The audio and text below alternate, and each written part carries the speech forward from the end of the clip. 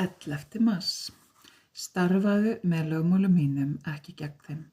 Þegar þú vinnur gegn þeim orrustan töpuð og allt unnið fyrir gý. Finnur þú fyrir streitu, leitaðu þá inn á við, áttaðu á hvaða sem veldur slíkri spennu. Þú getur verið viss að það eitthvað sem tefur framfarir þínar og hindrar þig í að ná þeim besta árangri. Hafðu þá eina ósk að gera minn vilja og ganga mína vegi.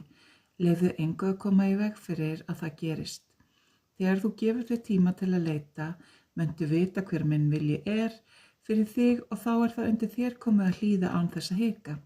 Þegar þú vinnur og lifar í jafnvægi, muntu vita hvað raunverulegt frelsi Frelsi hjarta, huga og anda.